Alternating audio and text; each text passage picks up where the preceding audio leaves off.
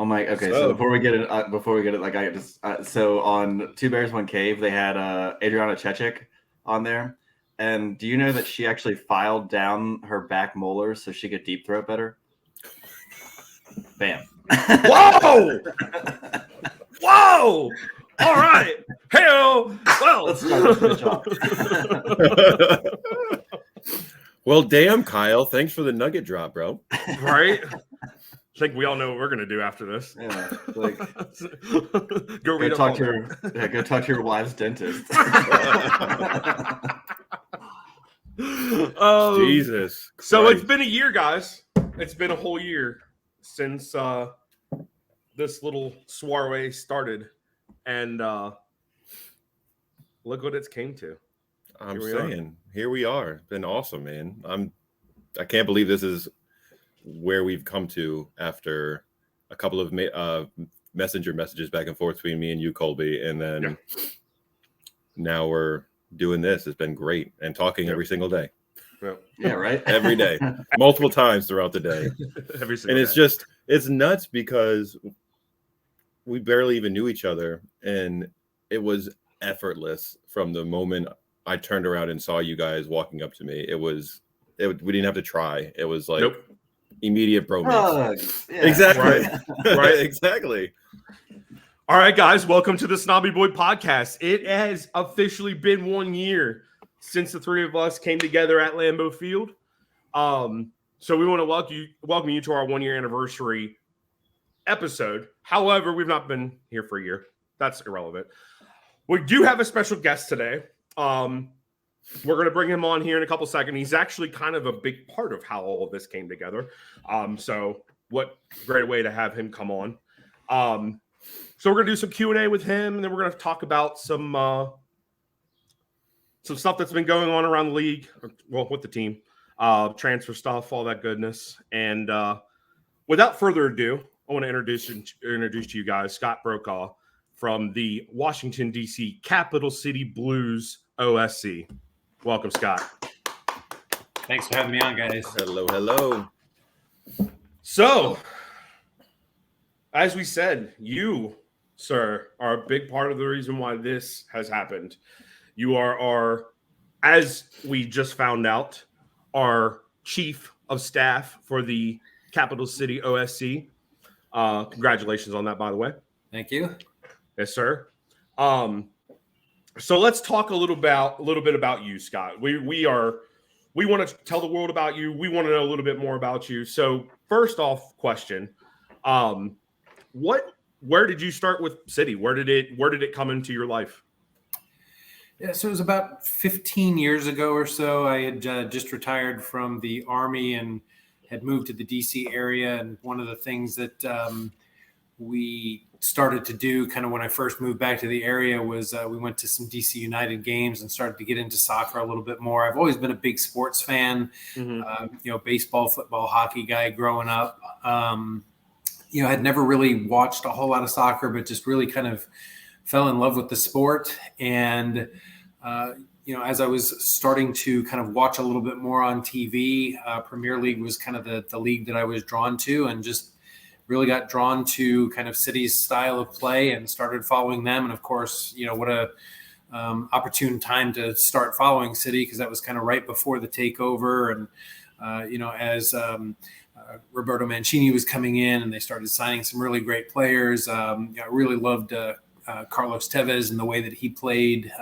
early on, and then, all the success that followed after that. So I think, you hear a lot of kind of the legacy fans, talk about, the not so glory days early on, being in, second division, and then, being demoted and then promoted again and promoted after that. And now to, see kind of this evolution of increasing levels of success, capped off by the treble last year. It's just been amazing to witness. Absolutely. Guys, questions? What was it that drew you to City? Because for me, it was Aguero and David Silva in FIFA. For Kyle, it was that's who he watched with. He watched with a fellow citizen. What drew you to City specifically? So I think a lot of it was, at that time when I first started following soccer in the Premier League, United was winning everything, and so City was kind of the anti-United, right? So that the United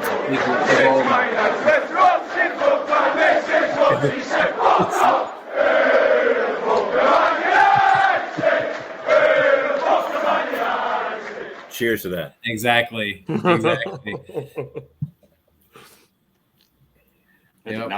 So that's Sorry, I didn't mean really to cut you off. I just had to throw that in there. Oh no, that's fine. No. That's really what first drew me to City. Absolutely. What do your responsibilities as head man in charge of a official supporters club entail? Well, so it's interesting, now that you're new to the position, I mean. Right. Well, so I mean, I've worked with Paul for the last 5 years, and I'll just kind of back up a little bit. So last year we celebrated the 10th anniversary of the club. So it was formed in 2013. This is before, I even knew that it existed. There was a small group of folks that, were getting together and watching games, and then it kind of grew from that. When I started getting involved, the year that Paul and I took over, we had about 75 members, and we really tried to make a concerted effort toward, growing and marketing and grow. And so we doubled in size the first year. We went from 75 to just over 150, and then we grew a little bit more. And then we took a little bit of a step back the year that we weren't able to do any watch parties in 2020 because of COVID going into 21. And then after COVID, it really just kind of picked right back up. And, last year we finished with just over 340 dues paying members. So it's really exploded. Of course, I think that a lot of that has to do with, number one, the product on the field, right? So City, Sure. Cities, they're winning a lot of trophies. They play beautiful football. It's they're amazing to watch. A lot of great players.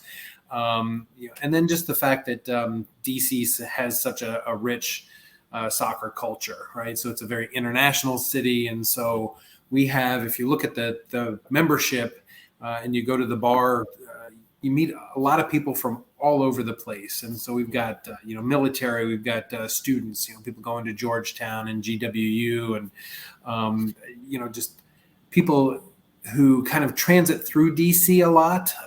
So a lot of folks who are just in DC for 2 or 3 years and move on. And one of the things that I have found, kind of most gratifying as a leader of this branch of the supporters club is the fact that many folks have renewed their membership and have continued to be members after they've left the DC area. And I think that that's just kind of a reflection of, a way for them to kind of remember how much they enjoyed the times that they had when they were here as members. And so that's something that's neat. And, so like, for example, we have a married couple, the guys in the Air Force, and they left DC and then they were stationed in Papua New Guinea for a couple of years, and now they're in Norway, and they continue to renew their membership every year. Now that they're in Norway, they actually go to Manchester pretty often because it's just a quick hop over to Manchester. So they watch a lot of games, and it's just fun staying in touch with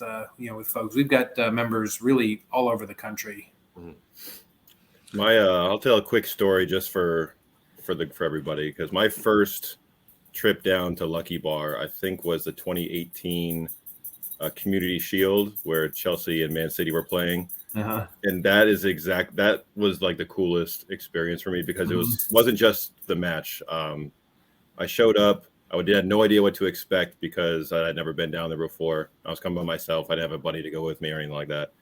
And you guys were so welcoming. I think, Scott, you were the first person I shook hands with when I came into the bar. And little did I know the extra special surprise that was going to be going on that day with I think it was with Matt and Liz.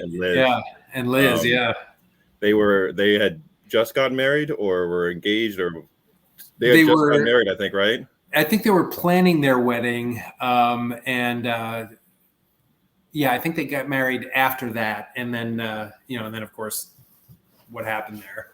And come to find out that you guys had set up a video tribute to them with city players wishing them the best, and representatives from the Etihad Airways, Mhm. right? Yeah, And Etihad Airways was there that day, and they were kind of hidden off on the side. Yep, and came out and surprised them with an all expenses paid honeymoon trip for the two of them. And then down the road, they sent video camera and recorded some of their time there and surprised them with the Premier League trophy in their suite. Yeah, yeah, that's a really cool video.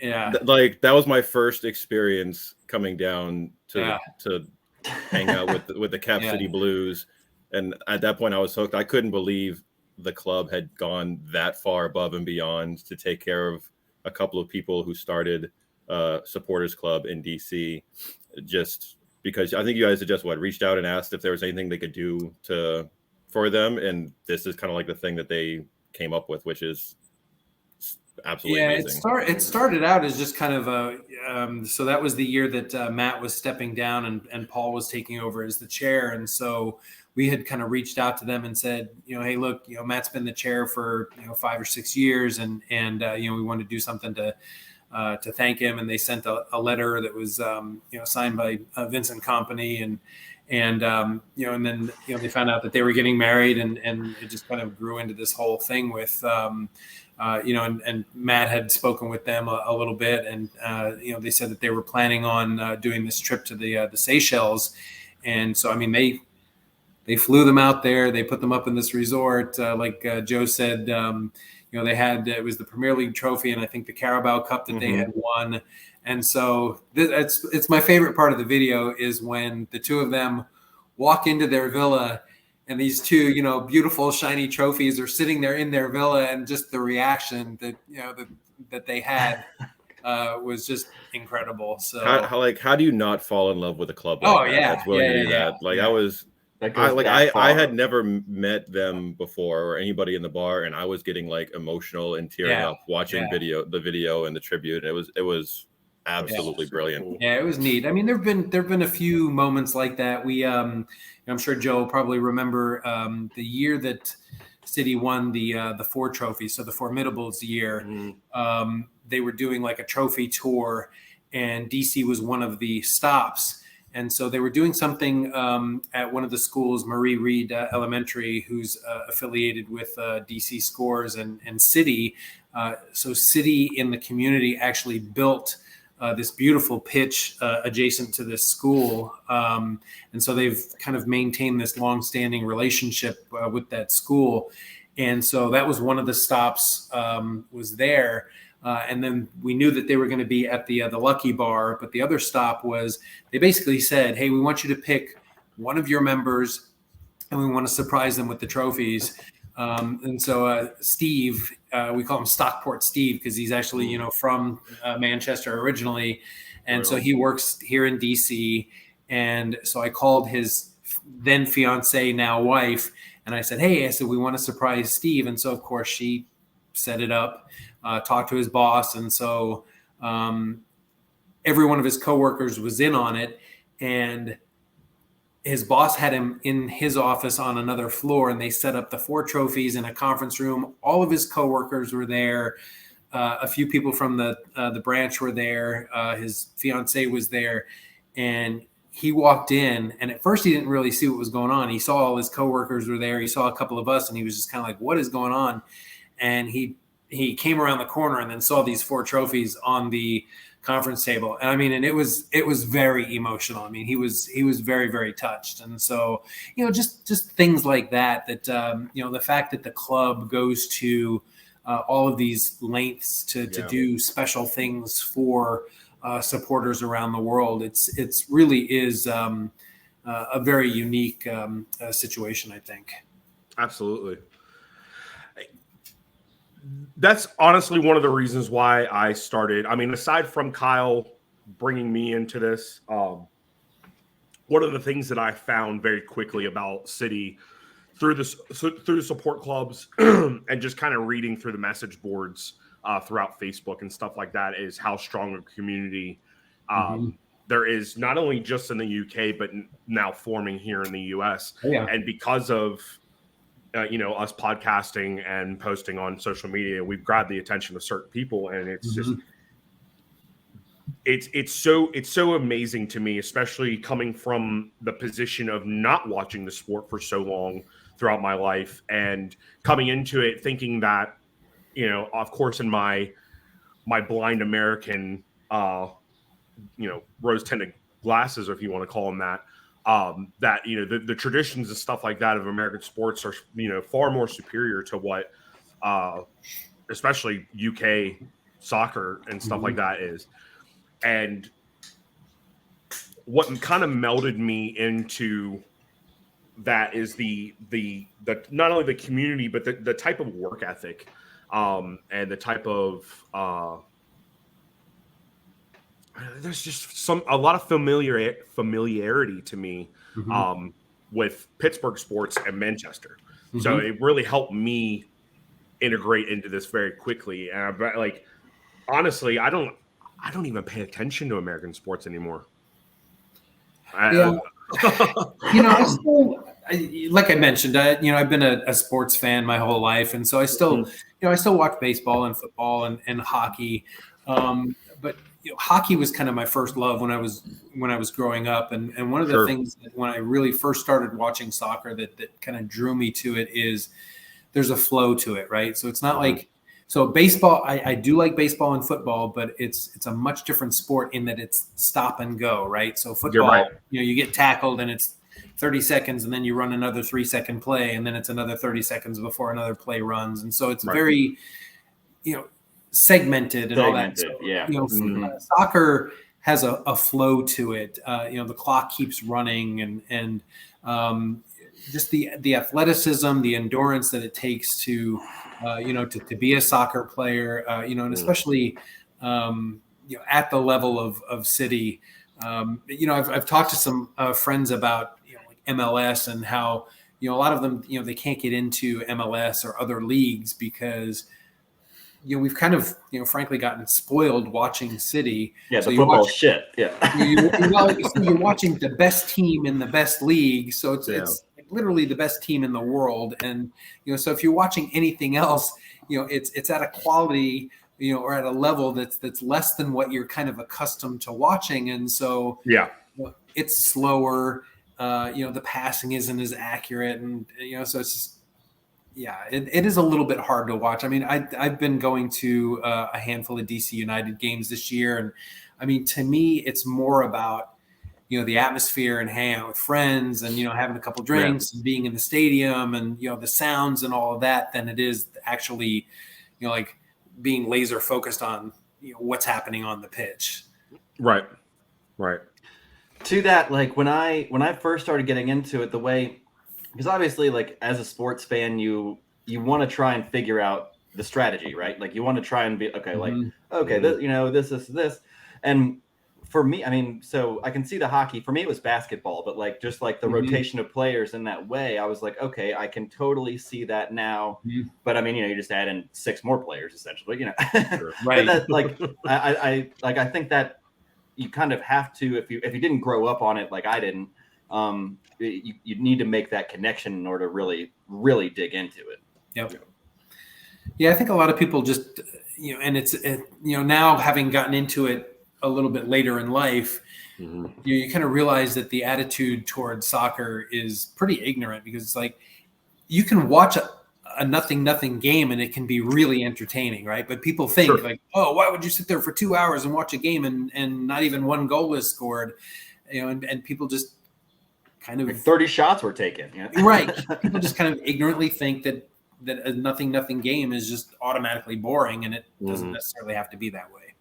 You can tell. You can tell as a country, it's changing though. It's growing. Yeah, it is. I mean, you've got the World Cup. You've got. The U.S. Women's World. The World Cup team, the national team is amazing, right? You got the Women's World Cup going on right now. Copa America next year. Right. Yeah, Copa America. You got the Club World Cup coming up. Yep. Yeah. So I mean, it really, I think Messi signing for Inter Miami is huge. Yep. So I just think that as big as it's getting right now, I think if you fast forward 5 years from now, it's going to be huge. I've been We thinking just have about to it for a have- long Not time. huge, but it's Yeah, going to be huge. absolutely. We just I've have been to thinking have that for promotion a while. relegation. Like in order for If- it to really be. Yeah. If MLS and USL could somehow or another work out a deal where they could have, a pyramid system the way that it's built everywhere else, yeah, I think that it could catch on very quickly, not just here in the States, Right. but also worldwide. And especially because Leo Messi is now a part of Inter Miami and Luis Suarez is supposed to be coming, Right. Busquets. Like it's certainly creating a draw to the sport now. But yes, over the next 5 years, I 110% agree that we will see probably a 200% increase in viewership of this sport just in the United States. Yeah. I think it's going to blow up for sure. Yeah, absolutely. Too many people. Right. Way too many All people. And the influence of it all, is more people like us start popping up, especially people who didn't watch the sport growing up, who, for lack of better terms, despised it out of ignorance, have been turned on to the sport. I think you'll start seeing slow influxes behind those people, of getting new fans to come in, and whether it be for your club or another. I mean, when I was even before I chose City, I spent some time really deciding on whether or not it was the right fit for me, because the one thing that I wanted to feel is, like I said earlier, about the feeling that I get when I used to watch the glory days of Pittsburgh sports. Now that era has gone, and now, I mean, obviously City is winning. I don't know if I would have chose City any differently if they were winning or losing.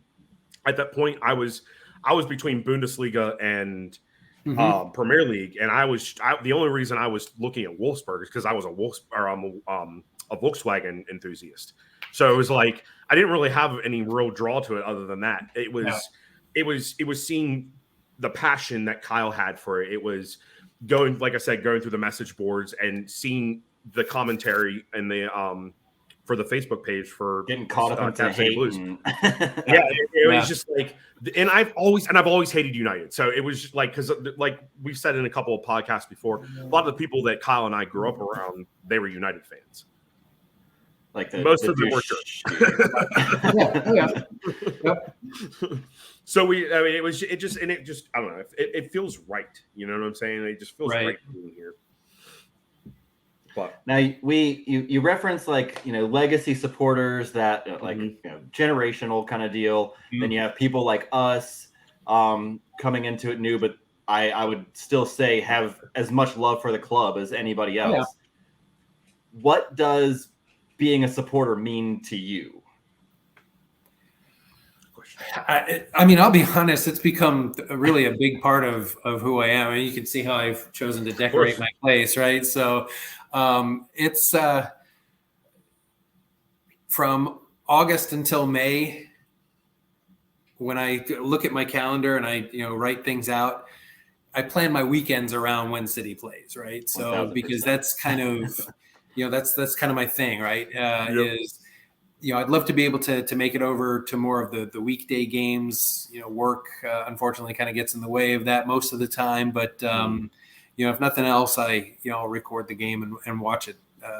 Watch it later. But really on the weekends, that's what I do kind of first and foremost, and then everything else kind of goes around when City is playing. So I mean it's really and the fact that I've kind of taken on this leadership role within the club. To me, it's really all about the members, right? Trying to help enhance the experience, however I can. So, we had the Lucky Bar. Joe talked about that.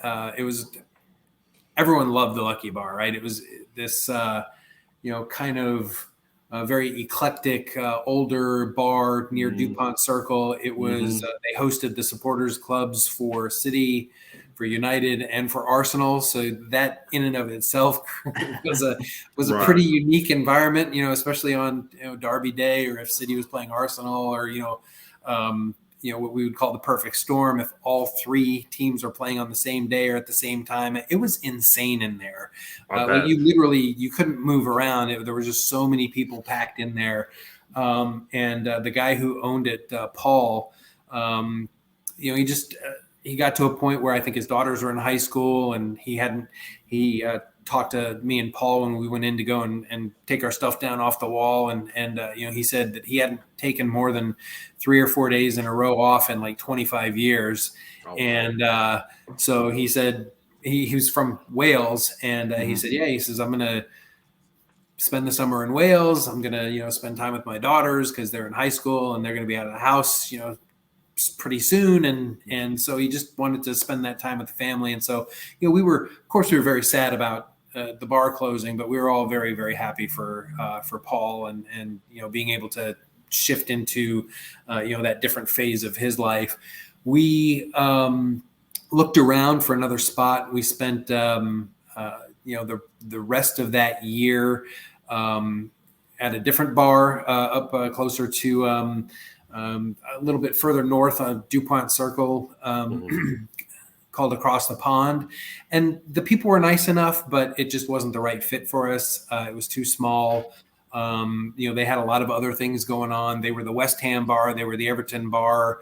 The co-owner of that bar kind of took a liking to Brentford, so it became the Brentford bar. And, they were really into F1 and the Seven Nations rugby tournament and stuff. And so whenever the city match kind of coincided with an F1 race, it was pretty chaotic. And so we realized pretty early on that wasn't the right fit. We found the Ugly Mug, and it's been a really good partnership. People really like the bar. There's an upstairs and a downstairs. So it's the Ugly Mug is the upstairs part. Valor Brew Pub is downstairs, and they do like their own micro brews and stuff. And the food is decent and the people are great. Yes. People really seem to enjoy it a lot. We've gotten a lot of really positive feedback. We have a good working relationship with the owner, the manager, the staff. It's been great. We've been there for, I think last year was like our first full year there. And I think it went really well. I mean, the one time that I've been down and we were at Valor, and it was just me, you, Joe, and the random guy. I don't even know if he was a part of. I don't even know if he was a part of the support club. I think he just came in on a whim. Yeah. Their beer and their food was absolutely excellent, and I can't imagine that place being filled up with all of our support members, because I mean, it's not that it's big, but it's certainly, or it's not that it's super small, but it's not super big either. Right. So I know that the influx goes upstairs once you have some of the bigger matches to the Ugly Mug, which I'm really excited to get to try out some of the food and stuff up there as well, because I've heard it's good from you guys.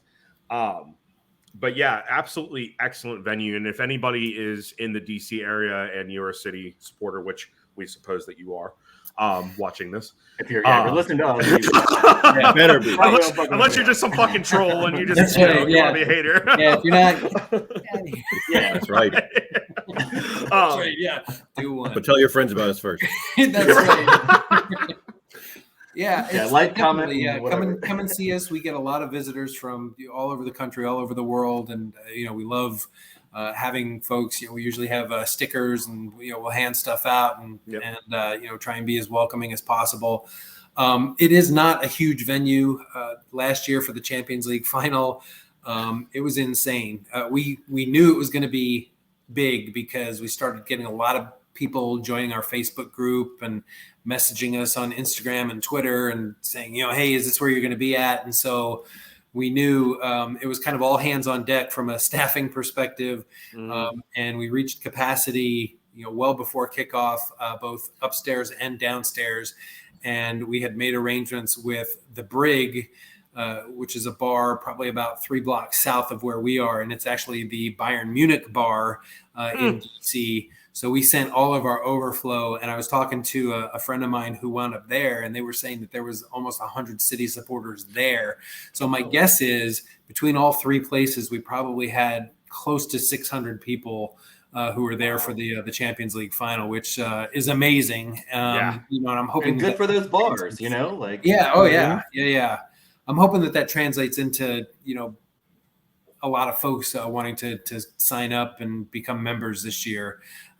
So far, we're off to a pretty good start. We've had membership has been open for a couple of weeks, and of course, we're still 2 weeks away from the first watch party for the Community Shield on the 6th of August, and we're already at about 150 dues-paying members so far, and about another 50 or so who've registered. So we're doing pretty well.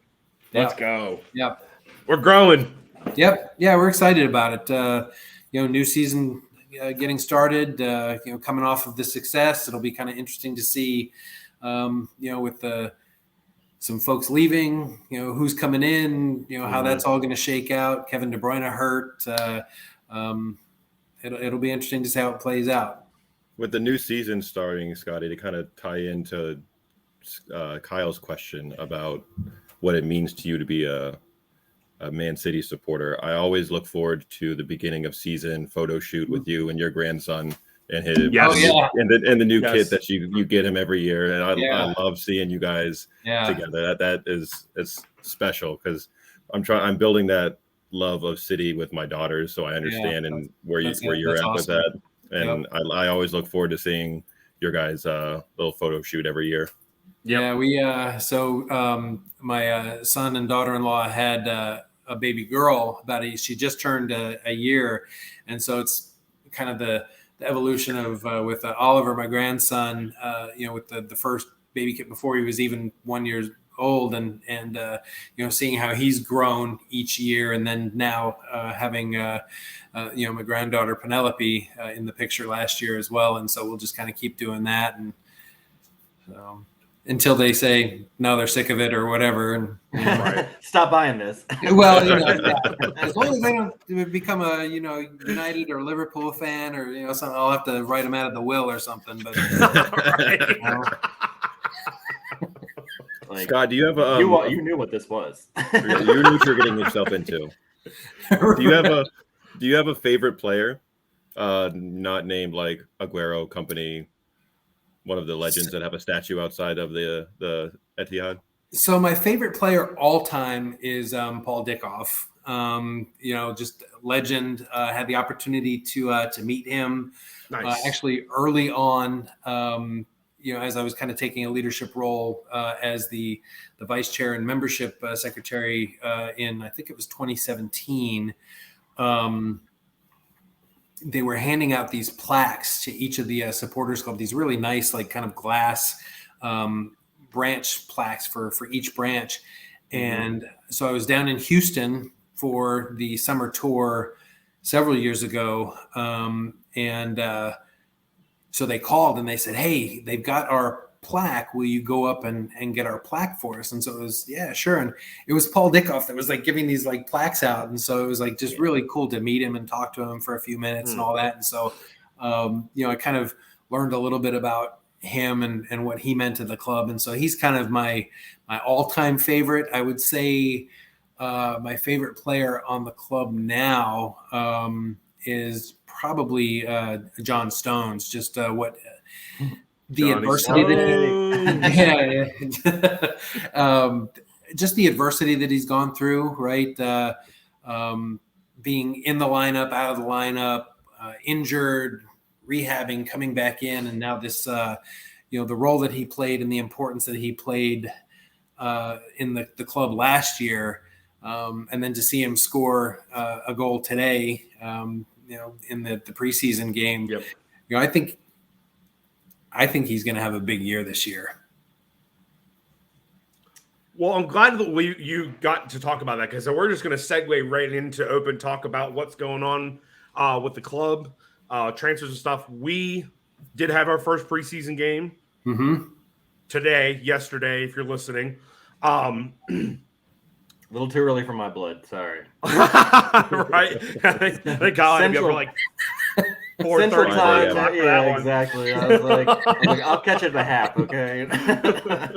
Kyle, you mean you're not getting up at 3 a.m. to watch Women's World Cup? So That's a nothing whole but other respect. that was a really Nothing bad but laugh, respect. Right.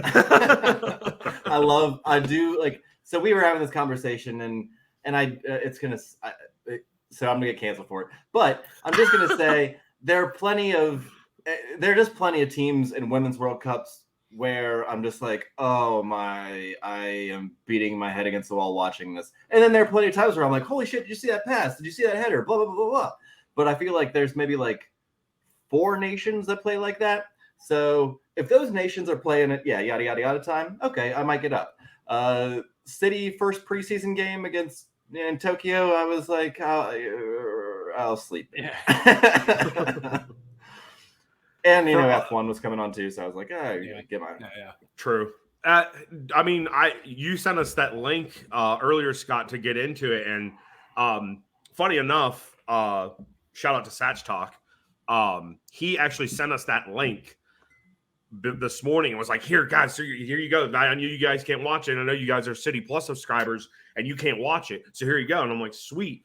So I log in and I'm watching it. I had to click around, see which one. Clicking around, finally getting, I'm like, sweet. All right, I got my blues on. Go. He sends it in. He's like, oh, here's a link. And I literally cancel out of the window and I go to that. And I'm like, oh, yeah, we already got this. I go back in. Can't get in. Couldn't finish watching the match. I was so mad.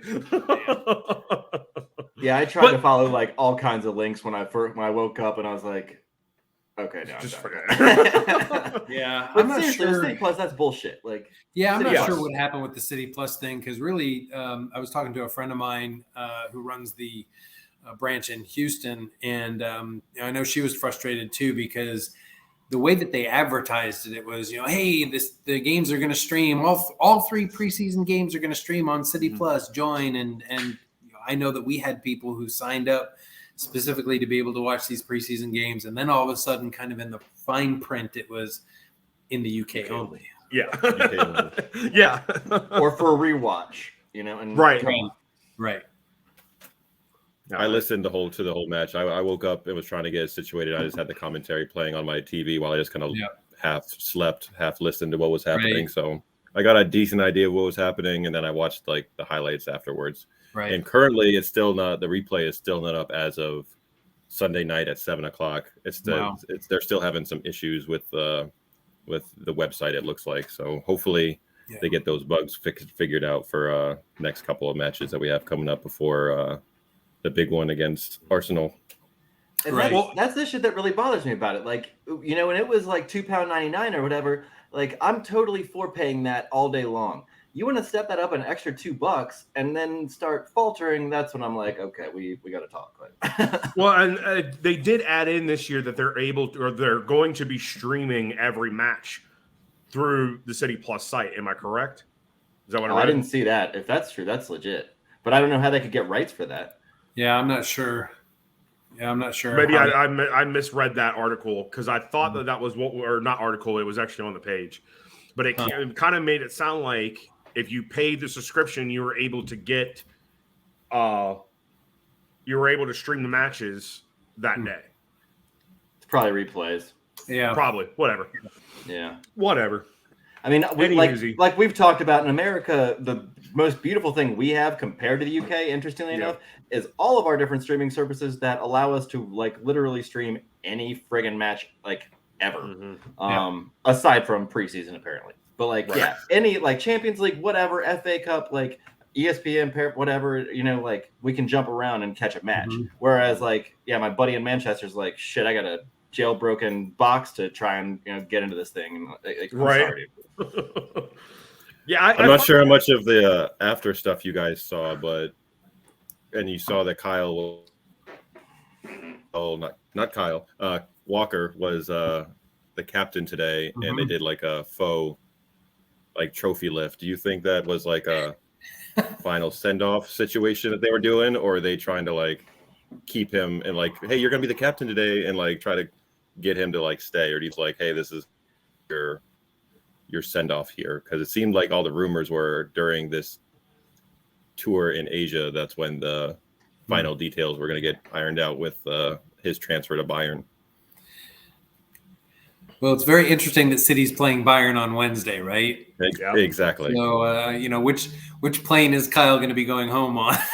Yep, true. Yep. I think the ball's in his court, right? I think he knows that City wants to keep him. I think there's a 2-year contract extension offer on the table, and so it's just really a matter of, it's kind of with Gundogan, right? I think they wanted to keep Gundogan, and ultimately it's kind of up to what the player wants to do, and if they can get another team to meet City's valuation, right? Because they're not just going to let the player walk away just because they want to walk away. I think we've seen that with Bernardo the last couple of years. I think Bernardo has wanted to go somewhere else, but no team has stepped up and said, okay, we'll pay whatever 60 or 70 million dollars and meet your valuation to pry him away. And let's be honest, that should be 80. Like, yeah, legit. Yeah. Well, 70 is a deal, honestly. If Harry Maguire is 80. Right. Right. Well, I find it a little controversial right now, and I think a lot of City supporters will agree with this. With bringing João Cancelo back into the lineup, do you think that could potentially push Kyle to want to go to Bayern, being that he's being retained, or do you think it's motivation for him to try to kick him out of the lineup? Because let's be honest, there's not going to be really room for both of them with the way we're lining up right now. Yeah, I think it actually fits better. Yeah, I think it's. It really, if Pep wants to continue to play 3 at the back like he did kind of late last year, then you're right. There's not enough minutes to go around for all of these defenders. So, Cancelo is an excellent player. Obviously he's got some attitude issues. They shipped him off to Munich halfway through the season last year, and he spent half a season in Munich, and Munich doesn't want him either. So, there's some issues there. I think I'm wondering if, again, whether we just talked about selling players in accordance with their valuations. If City would almost be forced to take less than what a player like Cancelo would be worth just to not have him there, right? Right. You might run into a situation with that. So it's really just a matter of what they want to do with him. He played today. He actually had a really nice assist on Holland's, I think, second goal. Teed it right up. So, he's a quality player. If he stays, it's really interesting where he would play, because he's an out and out fullback, and we're not playing with those anymore. And they had him tucking in. Yeah, well, but you got Stones and Rodri, so he would be sitting for a while because those two are not going to be coming out very much. So Kyle would play a more center back role. So I don't think it's a one or other for those two, but because Joao's not going to play next to Akanji, Diaz, and hopefully Josko when he comes in the back line of a 3. He's not. I don't pro in that particular spot. So it'd be interesting, besides holding mid, if they try him out someplace else. Yeah, Joe, step up your internet. It's anytime I move my mouse, it does that. I don't know why. Because don't fucking move it. Yeah, quit fucking moving it. Hands off the mouse. No, I do. I totally agree with that. They're not interchangeable, especially if we're in that back 3 setup. Kyle is a really good player to keep in that back 3 as like a rotational player for a Vinny Jr. or whatever the situation may be. No one backtracks like Kyle.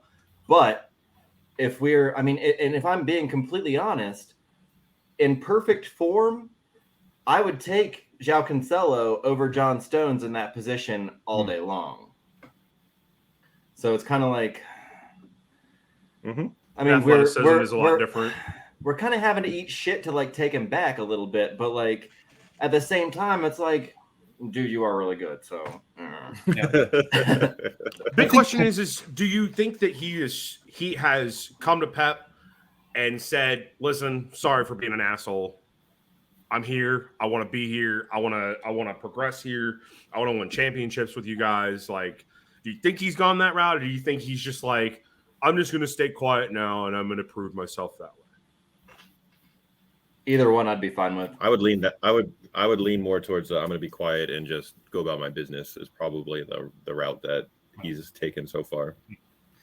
Yeah, because it's not going to be better for him this year than it was last year, right? He's not going to get any more minutes than he did before he left last year. He'll probably get fewer, and so I think he needs to understand his role. And I had a lot of respect for a player like Zinchenko, who wasn't getting minutes and who it looked there for a while like he was going to leave, and he decided that he made it clear, I want to be here. I want to fight for my place. Mm-hmm.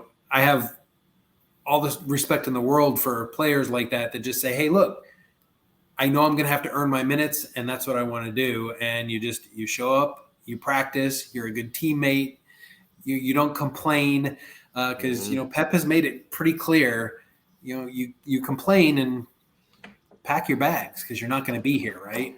I mean, there's a level of give and take with that, though. I do feel like Pep is like sitting there and like, okay, I will listen to your grievance, but if this is a nonstop and like just incessant grievance of the same thing, and you have to acknowledge this is what I want. Right. I'm the manager. You're the player. Right. Sorry. Yeah. And I don't know. With Zhao, I just we'll see. You hear him say like, I'm happiest when I'm playing and I want to play a lot, and that's when I'm happiest. Guess what, buddy? Yeah. All players are like that. Everybody else wants to play too, buddy. You're a professional. Everybody else. Yes, everybody wants to play and they're happiest when they're getting all the minutes. But if you're not going to work in practice and you're going to have an attitude, that's not going to help you or the team. So it's just it doesn't work like that. But you can say I want to play and this is what I don't like about this, Pep. Yeah. But at the same time, you have to take that and be like, I'm going to show you in practice why I deserve to play. Definitely. Not have an attitude or kick the ball at Pep or whatever it was that was reported about that shit that went down. Yeah. Well, and here's the thing too, is with these new competitions, the Club World Cup and everything coming up, and the UEFA Super Cup, and these other competitions, fixture congestion, fatigue, injuries, it's definitely going to be something that City's going to have to deal with this year. And so there's going to be, some minutes to go around. And he just has to, and every other player on the roster, has to be ready to be available and perform when they're called, right? Because it's going to be the same way for players like Calvin Phillips and Gio Gomez and Perone and Rico Lewis and all these guys that are kind of, role players who I think are probably going to be asked to have more minutes this year than they maybe have had in the past.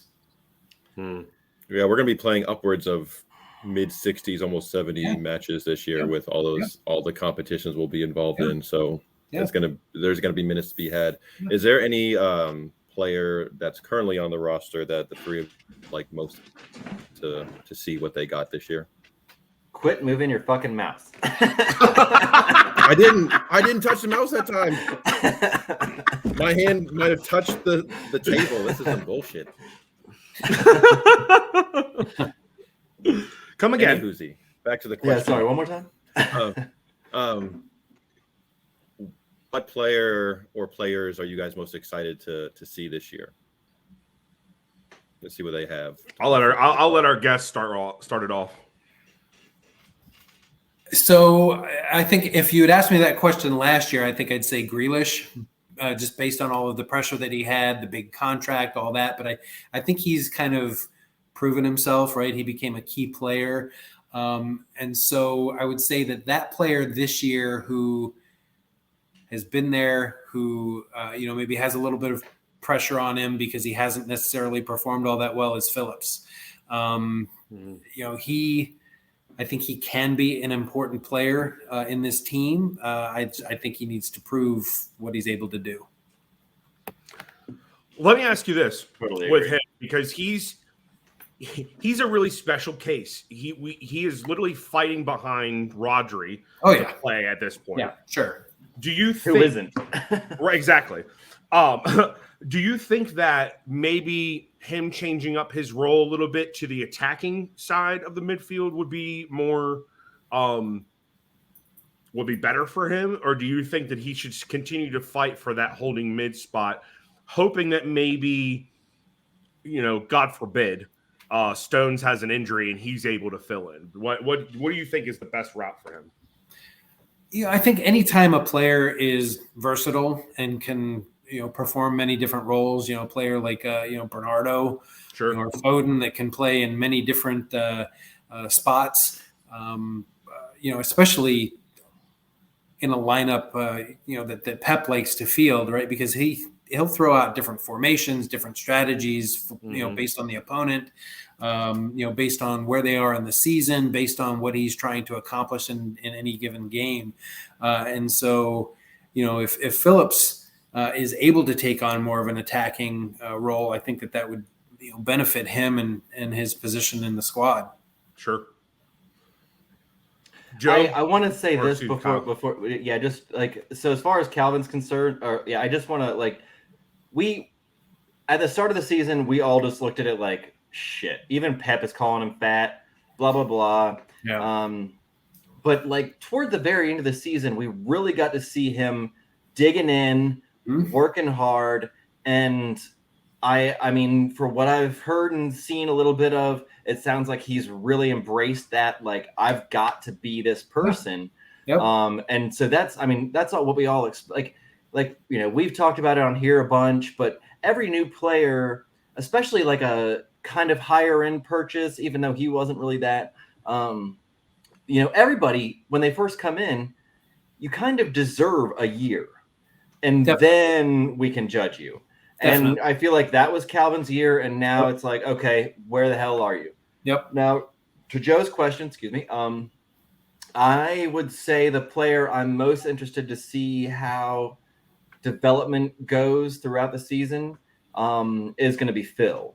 I think that it's going to be, obviously he's still going to be thrown in for some winger action here and there, but I think we are going to see more of that deeper, flipping in for Kevin kind of role because he's so creative. He's so able to do that role.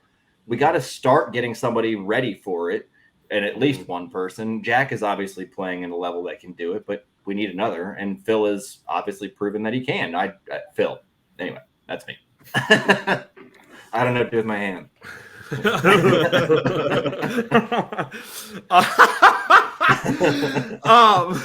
the hand comes in and for me, I'm going to dig a little bit deeper into this. Aside from our starting 11 players, one of the developments that I'm looking for most to seeing is having James McAtee back in the lineup. Seeing what he'll provide for us as far as depth. Between him and Max Peroni, it's a lot of people that I have been talking with on commentaries or in comment threads and stuff like that.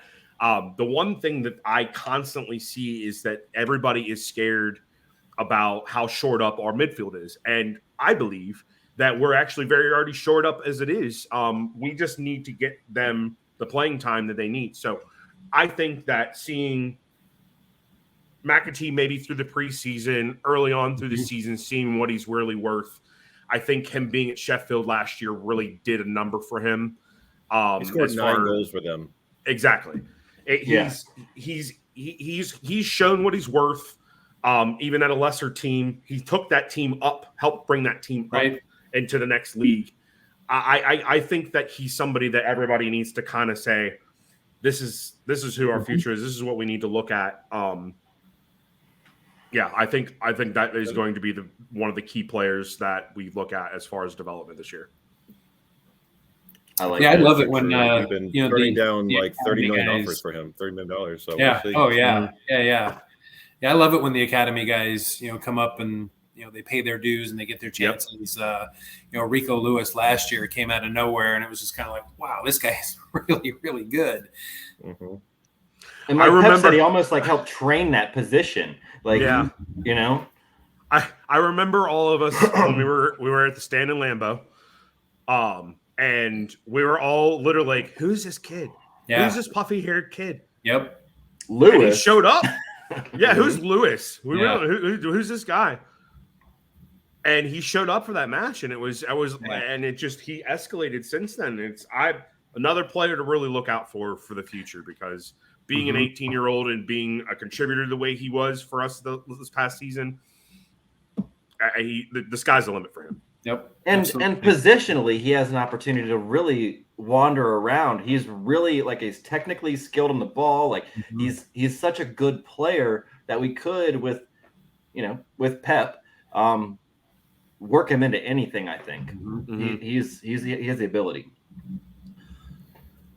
Colby, you and I were on the same track because I had two names. McAtee was one, and with Mahrez leaving kind of later in the game, I'm not sure if we're going to be bringing in somebody to kind of Mbappe, fucking mouse, supplant or not supplant, but I have no idea what's happening because I'm not touching my mouse or anything.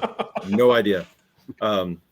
But I don't know if we're going to be bringing in somebody to take the minutes that Mahrez played. So I'm very interested to see if Cole stays and not go on loan to Brighton or someplace else. I'm very intrigued to see what Cole has to offer as almost the first winger off the bench behind Bernardo and Jack, because I think he can play on either side, and he has that technical skill and the size that we don't necessarily have with our usual wingers to provide a little something different than what Jack and Bernardo do in that spot. So I'll be very curious now that he's gotten a season under his belt where he's got some minutes with the first team, if he takes that next step and becomes more of a rotational player instead of just a squad guy.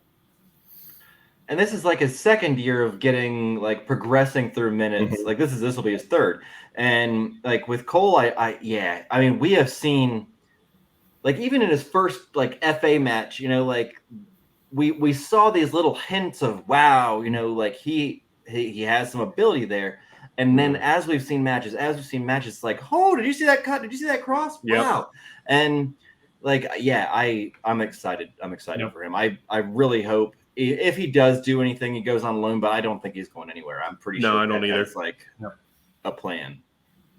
Well, and especially because of our lack of depth at the forward position right now. I mean, we literally only have, since Mahrez has left, 2 registered forwards, and that's a little bit scary. I mean, we know that obviously Bernardo can fill in, Phil can fill in, Cole does his job there. He even plays a little bit of midfield himself.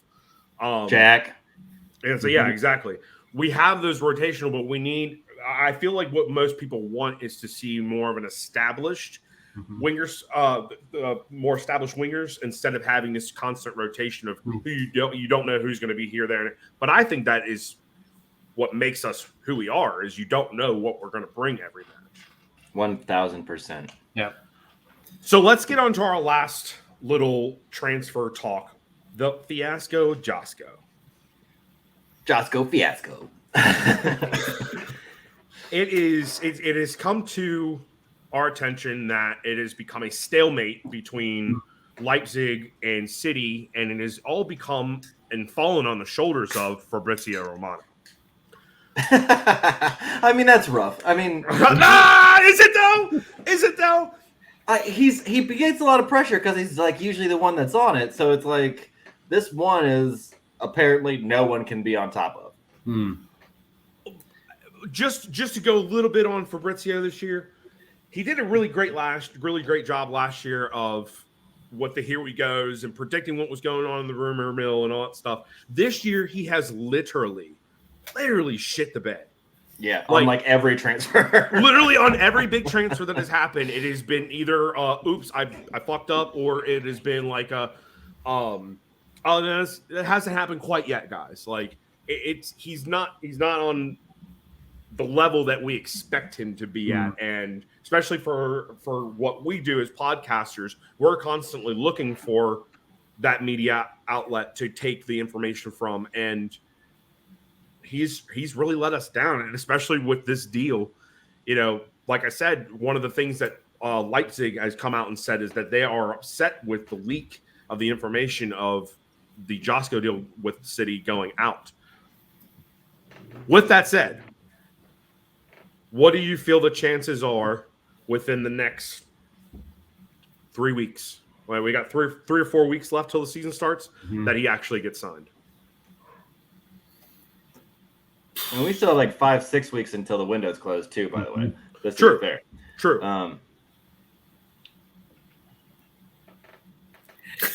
I mean, I think the chances are pretty good, right? It's I think the player wants to be in Manchester, and it's just a matter of whether or not they can find that middle ground. One of the things that I really respect about the way that City conducts its business is, they have a certain valuation for a player. They're not going to exceed that. We saw that happen, and we frankly dodged a few bullets, right?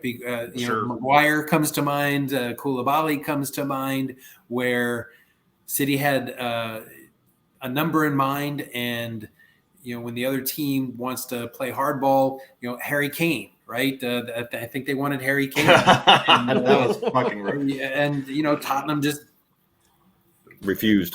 Dan is an idiot. Dan is an idiot. Yeah, he doesn't like money. Right. So well, so I think if they can figure it out, if they can find a happy medium, then I think the deal happens. But hopefully it does. Well, they're look real good. 7 million euros at this point. Yeah. So they're saying they wanted upward of 100. So what, like 85-ish pounds. Again, Harry fucking Maguire was 80. Yeah. Josko is definitely worth 85. Like, put the money down. Let's play, because Josko Diaz, that's something. Two of the probably 3 best center backs in the world right now. Mm-hmm. And I feel like it's more of a pissing match at this point, where both of them want to come out being the winner. Yeah.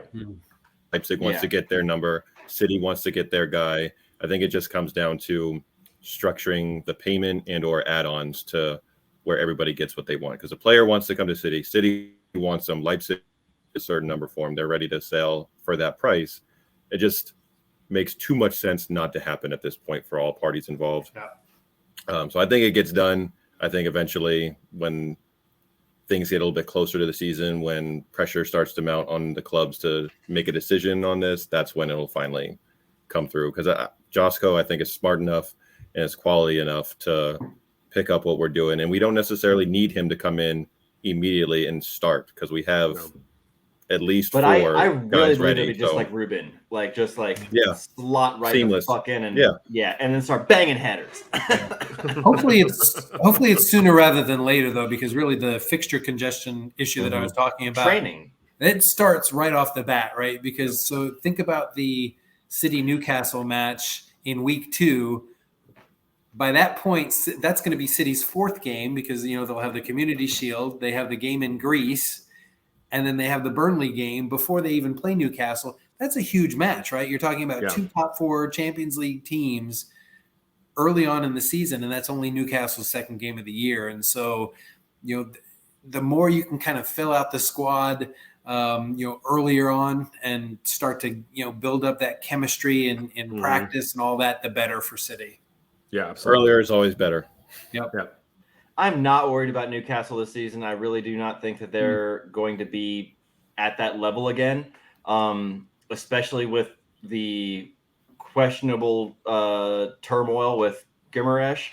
I just think that there's like a lot going on there that it's just not going to be as hot this year. Yeah. But and that said, like, our first 5 to 10 matches are kind of easy. Like, our first month or 2 is like. So I don't know. It's tough to say. Like you're saying, even with those easier Premier League matches, we still have match on match. Yeah. I mean, the second half of the season, they're already rearranging fixtures in December. Yep. So the second half of the season, there's going to be midweek matches, I think, more often than not for the whole second half of the season. So it's going to be an issue certainly in the second half. So at least there's not a World Cup in the middle of it. Well, that's right. Amen to that. What a mess that was. Yeah. God, the stupidest thing ever. I swear. So let me ask you guys a question. Does City 4-peat? Yes. I'm outright saying it. Yes. Okay. I especially I just think that even with the developments other clubs have made, the adjustments other clubs have made, people are saying United's a title can get the fuck out of here. They're not going to be. They'll make top 4, whatever. Jadon Sancho was dropped by us for a reason. There are so many different things. I just don't see any other club, especially if that's what we really focus on. If we really focus on the Premier League instead of everything else, then game over. Yeah. I think with the amount of depth we have, this is one thing that I've constantly gotten in arguments about with other club supporters, especially Arsenal fans right now. Depth. Don't have the depth. We have the depth. We have enough depth to go through that many competitions and still have a fighting chance in each one of them. I think we all agree here that the Premier League is the hardest task out of all of them at this point. Having to go through 38 matches and be the one on top of points. 10 months. And over the course of 10 months, there's just not. And it's not being conceited. It's not being biased. It's really looking at the game of football and saying, you don't have it. They don't. Arsenal doesn't have it. United does not have it. They won't have it for another 10 years. All those clubs have good 11s. Sure. Like you're saying. The look what happened. Look what happened to Arsenal last year when Gabriel went out. Yeah. They had to play Rob Holding. When went out. Yeah, they faded big time. When we lose a starter, we plug in another experienced international, high-level international, and are able to continue along. Plus, we're the only team in the top 4 that has the experience and knows how to compete across multiple competitions and how to rotate. Eddie Howe and Newcastle, this is a brand new thing for them. They've never had to do that in Champions League. That's right. Dance and managing roster that way and how to compete across multiple competitions. Arsenal, they had all that run. They didn't have to worry about any European football really. It's been towards 6 years since they've been in Champions League. So until somebody dethrones us at this point, I will always be putting my chips in the Man City basket. As long as Pep is here. I like that question now. So on that level, because that's something I've been digging in. Because obviously it's finite at some, when do we bring Vinny in? When does that change? Because that is, in my opinion, that is the only way this really makes sense. Here's the thing with that. To me, we have 2 more years for sure with Pep. He's going to be here this year and the next year. That gives Vinny 2 full years potentially of managing Burnley in the Premier League of experience. And in the past, these club legends have done very poorly managing and coming back to their clubs. In the PL, anyway, Xavi's doing really well. Well, yeah, different situation for they got Gerrard and a Lampard kind of thing. They managed 1 year in a lower competition, maybe 2, and then we're given this massive role. Vinny will have had 10 times the experience managing Burnley and Anderlecht. He'll have much more experience. So I think Vinny would have a better first go of it at a big club than anybody else has. So I think that could work. He would be my first choice just because of the emotional attachment. He's one of my absolute favorite players to ever don the uniform. So I think that would be the move in a couple of years. If Pep decides he's ready to go, he could be hey, I'll sign up for another 2 or another year or whatever it might be, seeing how he feels. But like he said before, as long as he's winning, I just wonder at what point he's fuck it, I want to go play golf. Yeah, right. Well, and he said in the past that he has ambitions to manage a national team as well. Right. So we'll see. One thing there would still be a year of golf. Well, that's true too. Yeah, he can take a year off, right? One thing I found interesting was that when Pep signed his last extension, the end of that contract aligns with the end of Arteta's contract in Arsenal. So I wonder if the wheels are kind of in motion to set Arteta up as the new manager in waiting, not necessarily company. That Either wouldn't be a one bad I'll pick take. either. That wouldn't be a bad pick either. I just don't really I don't really see that. Only it'll totally depend on Arsenal, in my opinion. Like how they handle him as a manager. If they treat him like Pep is treated with us, then I don't see Mikel going anywhere. I see him continuing to, because he's obviously done a great job with that club. He has. And obviously that's also his club. Right. So there's a whole, like, I would love for Mikel to come back. I do think that he totally gets our system. Yeah. But I think that Vinny coming in would be our system plus like an extra bit of meatiness, and that's kind of sexy in my opinion. So I don't know. I'd be interested to see that. Like, just saying. Anything else, guys? Any other little tidbits you want to throw out there? Come on, City. Yeah, excited for the season to start. I do have some questions, really.